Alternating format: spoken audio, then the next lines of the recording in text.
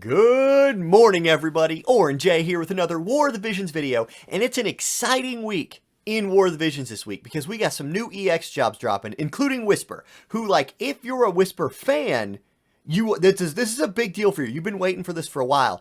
The other three, like, over there, the kind of like emo-looking dudes, they have interesting EXs too that we're going to touch on just briefly. Let's get to all of that right now.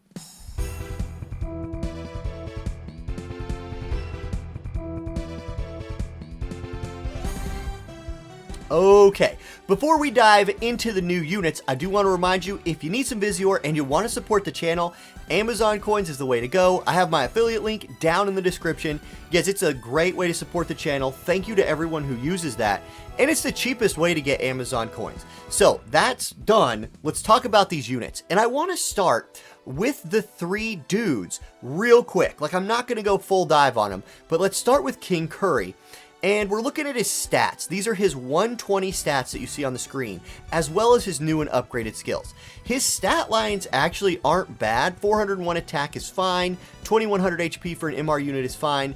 However, his agility really sticks out. 48 is turtle slow. And that is almost just a pure stop sign to me. Even though I think his skill upgrades are pretty good, like the acquired AP up on his range and accuracy passive ability, the addition of Frostbite to his barrage is really cool, and then his group buff that increases attack, magic, and agility is a really dang good group buff. The problem is, it's going to be really hard to get him to like use those skills effectively with such slow agility. He's going to be getting lapped not only by the enemy, but by people on your team. So you're going to have to force your team like to him to get him to cast that buff on the group. I'm going to pass on King Curry unless you're just like a fan of him from the story, which seems like a pretty hard thing to be because he's kind of a tool in the story. Anyway, that's Curry.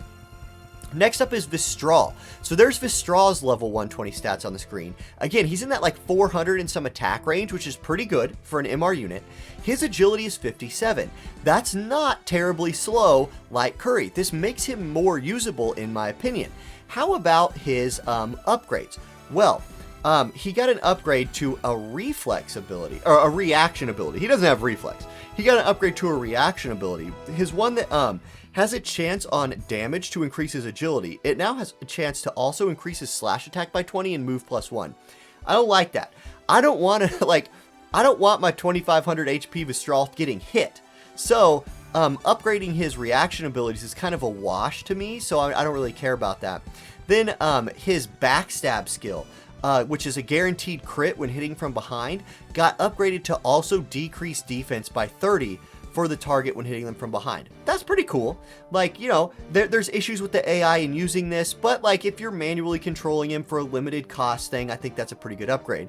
Then his new skill, his job level 25 skill, is a ranged attack that does 200% damage, which is pretty good.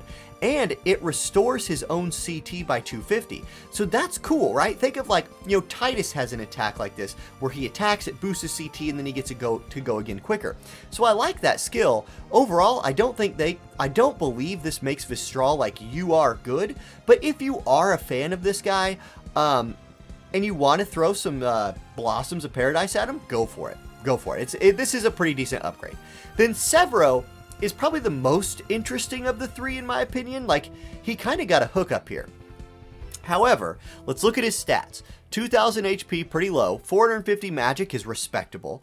40 agility is like super slow. Like, this dude is a turtle with a broken leg slow, even at EX. So I'm not really happy about that, but I never use Severo anyway. Let's look at his skills, because this is where it gets cool for him. First of all, he also got a reaction ability buffed. His just magic counter reaction now has a chance to inflict sleep. Okay, that's pretty cool, but like if Severo gets hit, he's probably going to die. So I don't know that that really matters a whole lot. Now, check out his skill upgrades, right? His 185% damage water skill, Water Aga, right, gets upgraded to also decrease bravery on the targets by 40 for 3 turns, and it gets +1 range. I know that +1 range is probably a little hard to see because the picture's kind of small, but that's cool. Like, bravery's really important. If you can hit a unit, like, okay, think about somebody running a unit with 50 bravery because they don't want to take magic damage. that'll turn him into a frog. It'll totem because or chicken him. It'll turn him into a chicken, not a frog. Miche turns people into frogs. That's pretty neat. Like, that could win you a fight. Just saying. Okay, then his job level 25 skill is a buff for himself that decreases his non-attack skill activation time by 350 for 4 turns, decreases his attack skill activation time by 350 for 4 turns, gives him a 42% haste to help cover for his insane slowness, and gives him a chance to ignore fatal damage. Courage, right? The paladin skill. Aha! That really ties it all together. I would say of all 3 of these units, Severo by far got the best hookup for our non-UR units this week. That haste is going to help him overcome his slow agility. The courage buff is going to help him overcome his small HP. And then his his water Aga spell. Ooh! Oh my! That thing with that bravery decrease, Severo might be worth building, especially for limited cost like class match, things like that. So keep Severo in mind for your water teams. Now, let's talk about the big prize this week herself. That is EX Whisper. In quotation marks because she doesn't speak or something, but EX Whisper. So we're going to do the full dive here. What I have on the screen is her level 99, her level 115, and her level 120 stats. Let's talk about this because I think this is really important. You can already see I put the A+ on the board. I think this got nailed. So with Whisper, the first thing you want to look at, right, is her resists. She has 30 across the board. Every single one of her resist types is 30. Now, some people have said, oh, they wished she would have gotten more resist with her EX jobs. I completely disagree. 30 base resist is plenty to build 1 or 2 resist, depending on your gear and vision cards, up to like negligible damage levels. She can already get there as a level 99 unit. I don't need that to be easier necessarily. I would rather her have other things, other ways to survive, because it's very hard to find a purely mono slashing team or a purely mono, striking team, something like that. So Whisper needed something else, a backup plan, if you would. So let's look. Like, you can look at her 115 if you want to, but I'm going to skip ahead and look at her 120. From 99 to 120, she's first of all gaining over 1,000 HP. That's a big deal. Right? That's a huge deal, because if somebody's hitting her for non-negligible damage, a tank with 1,699 base HP, that's less than Severo, okay? Now, 2714, okay, now we're into I can have an oops moment, take a hit, and still be alive. I can still work. Now, her attack and magic are both getting buffed by over 100. She does both physical attacking types and magical attacking types. She scales off of both of those stats. So getting more than 100 in both of them was really nice. And her agility goes from 57 to 61. 57's pretty slow, right? 61 is now entering that medium speed range. She needed that agility and she got it. That's very, very good. So overall, A+ on the stat upgrades for Whisper. Like, I'm very, very happy with those. Now, stats aren't the only deal with an EX job. The other, like, the bigger part of that deal is what new skills is she getting? What upgraded skills is she getting? Let's take a look. So, she's a main job knight, which is a very, very tricky main job to deal with in this game because knight is sort of not very good. Now, her knight is now useful. First of all, let's check out that top, the one I gave the A+ to. This before was an increase of HP by 20% for 3 turns. This is something that I typically turn off on any unit that has it because I just don't care a lot about a 3-turn HP buff that, especially for Whisper, her base HP was so dang low, 20% of it was sort of a ripoff anyway. It was not a very good buff. It only costs 12 TP, so it's not like it's even generating you a bunch of AP. It's now insanely good for her. You're still getting that HP. Great. You're also getting Protect and Shell. Aha! Protect and Shell is a 25% damage reduction for physical and magical attacks. And this, again, this helps her in those situations where, say you build her slashing resistant and magic resistant. Cool, you can do that. Now, what if somebody strikes you? Somebody punches you. 2B walks up there and says, oh, I'm also a monk, punch. Aha! Protect and Shell will help mitigate that. It will help prevent Whisper from getting one punched, literally, by 2B or something. She's also getting regen on that skill, so a 10% heal for 3 turns. So after she kind of survives that hit, she gains some HP back. Maybe she can take 2 or 3 not perfect attack types for her in a fight, which is really important for a tank. They nailed this skill on Whisper. Absolutely knocked it out of the park. Now, her other skill upgrade, you can see I put a B- on there. This is the break skill from Knight. You can see what it did before was a 39% attack and magic debuff on the target, which is a good thing, plus a 25% agility debuff on the target. Good.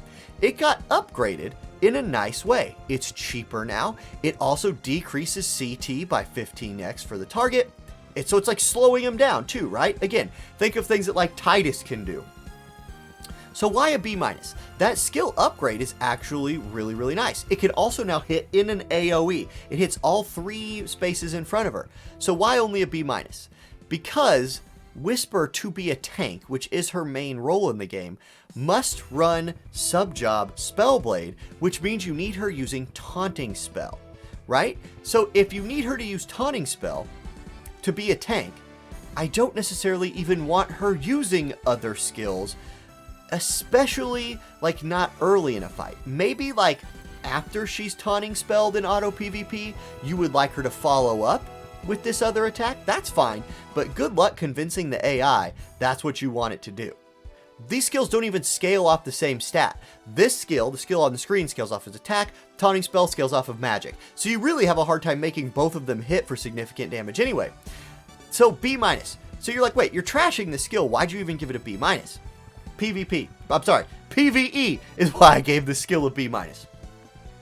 In PvE, being able to debuff a very strong boss and decrease that boss's CT, super useful, right? Super useful. So this skill will still be good in dark slashing comps, which by the way are the most OP thing in PvE. Whisper's now going to maybe find a place in those if you need to slot her in. Let's look at her new skill, her job level 25 skill. It is another Knight debuff, right? That's what Knights do. Walk up to people and debuff them. This is a defense and spirit by 20 decrease for 3 turns, as well as 165% damage. Again, you want her using Taunting Spell in PvP, so I don't really like it for that. However, in PvE, a defense and spirit debuff is pretty dang nice. So I'll give it the B- again. Those are Whisper's skill upgrades. Overall, like, what's my overall take on this? I'm definitely going to EX Whisper. I have set some blossoms aside, kind of anticipating this coming pretty soon, so I'm ready to go there. I already have all of her Mind Spheres and she's level 99 for me, so this won't cost me anything beyond just the EX materials, which, like I said, I've been saving for this. Great, easy for me to do. How about you? Look, you probably already know. If you're a Whisper fan, you're a Whisper fan. She's getting significantly better here. If you want to use her as a tank, she's getting the stats that she needs for PvP, as well as a very, very important buff for herself with her regen, her shields, or I'm sorry, her regen, her shell, and protect. That's what she needed. I think she's going to be significantly better in PvP now, and she's going to be better in PvE. So, should you EX her? Y'all, if you're a fan, you're going to do it anyway, regardless of what I say. If you're not a Whisper fan, if you're like, ooh, do I need her? I don't know. Do you already have King Mont? Do you already have Warrior of Light? Do you already have another tank that is getting the job done for you? Then she's not a need. But she is one of the coolest units in the game because you can. It's so easy to build her resists up. And it's really fun to see somebody attack you and you're just like, 1 damage. Whatever.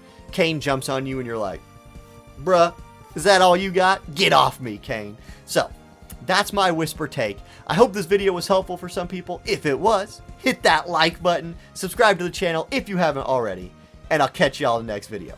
Peace.